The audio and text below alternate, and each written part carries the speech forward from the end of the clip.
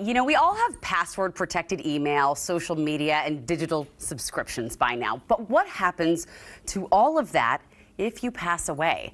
We sat down with Liz Weston, a personal finance expert at NerdWallet, who explained what digital assets are and how to plan them into your will and estate.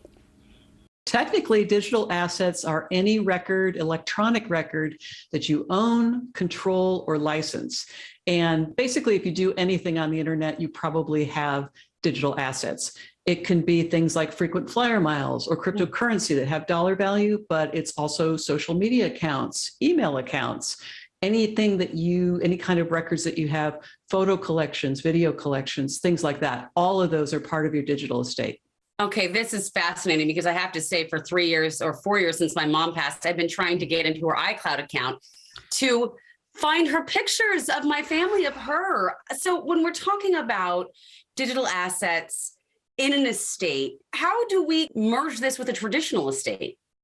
Well, there's different ways to do it. The first idea is just to make an inventory so you have an idea of what's out there. And you mentioned iCloud. Now Apple has a tool that can help you set someone up so that they can come in and take over your accounts and get things like your photos and your videos so that they're not lost forever.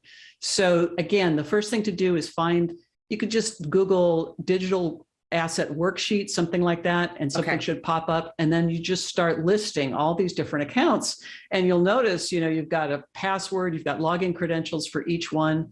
At the same time, you're going to need to include the ways to open your phone and your computer, because think of it, if somebody got your phone, how would they get access to all the information that's inside? They wouldn't unless they knew how to get in there. So again, this is all important information that needs to be written down, kept safe, but also shared with somebody so that they can step in and take over for you. I'm running this list in my mind right now and realizing, how have we not been talking about this before? It is incredible. And until recently, very, very few social media or email accounts even offered a way to get into this stuff or for you to name a trusted person to take over.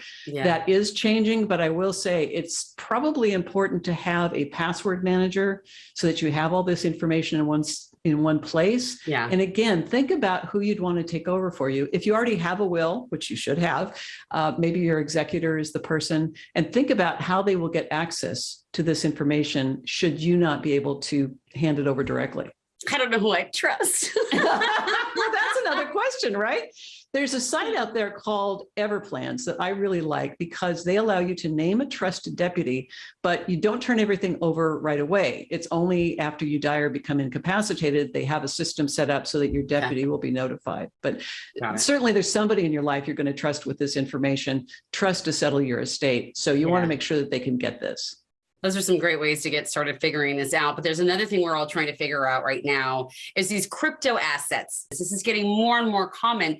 So what are some special steps you can take when planning your estate when it comes to these things?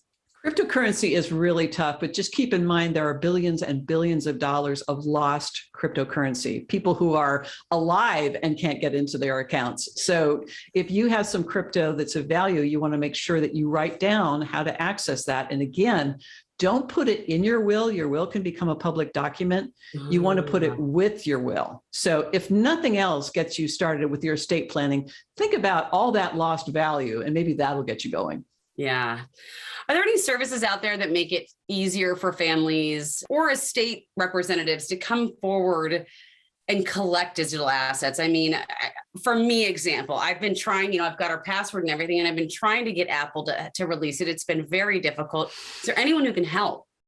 Well, I think estate planning attorneys are getting much more on the ball about this, and they probably would know the laws of your state so that they could help you see if there's a workaround. Sometimes there's not. Sometimes you are shut out, and that's just heartbreaking. And again, that's why it's so important to plan for this.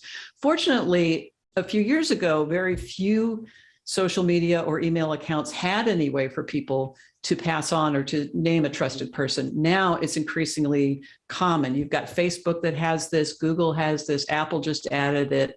So just search for whatever the account is and legacy contact, and you might be able to turn up something that will allow you to make it easier, at least for your loved ones, even if you can't get into your mom's account.